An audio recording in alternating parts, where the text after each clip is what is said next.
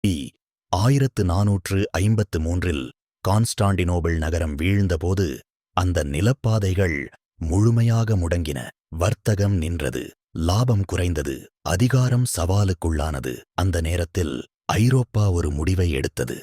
நிலம் மூடப்பட்டிருந்தால் கடலை தேட வேண்டும். அறியாத கடல்கள், தெரியாத கரைகள், உயிரைப் பறிக்கும் அபாயங்கள், இவை அனைத்தையும் கடந்து சென்றால்தான் இந்தியாவை அடைய முடியும் என்பதை அவர்கள் உணர்ந்தனர். போர்ச்சுகல் நாடு இதற்கு தலைமை வகித்தது. காற்றின் திசையை நம்பி நட்சத்திரங்களை வழிகாட்டியாக கொண்டு மரத்தால் செய்யப்பட்ட பெரிய கப்பல்கள் கடலில் இறங்கின. இந்த பயணம் எளிதானதல்ல. புயல்கள் கப்பல்களை அலைக்கழித்தன. பெரும் அலைகள் மனிதர்களின் மனதையே சோதித்தன. பல மாதங்கள் கடலில் கழிந்தன. பயமும் நம்பிக்கையும் ஒன்றோடொன்று போராடின. இறுதியில் ஆப்பிரிக்காவின் தெற்கு முனையை வட்டமிட்டபோது இந்தியப் பெருங்கடலுக்கான கடல் வழி திறந்தது. அது வரலாற்றின் முக்கிய திருப்பு முனையாக அமைந்தது.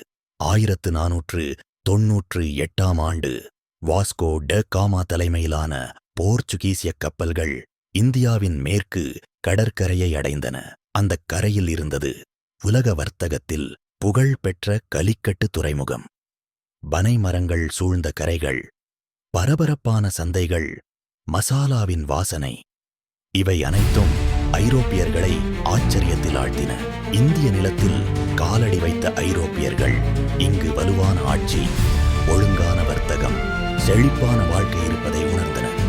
கலிக்கட்டின் சமோரின் அரசர் வாஸ்கோ ட காமாவை மரியாதையுடன் வரவேற்றார். தொடக்கத்தில் இந்த சந்திப்பு அமைதியானது. வர்த்தகம்தான் அவர்களின் நோக்கம். பொருட்கள் பரிமாறப்பட்டன, நட்பு உருவானது. ஆனால் அந்த அமைதிக்குள் ஒரு மாற்றம் மெதுவாக ஆரம்பித்தது.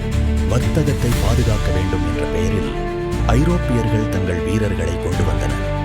துறைமுகங்களை கண்காணிக்க ஆரம்பித்தனர். கோட்டைகள் எழுந்தன.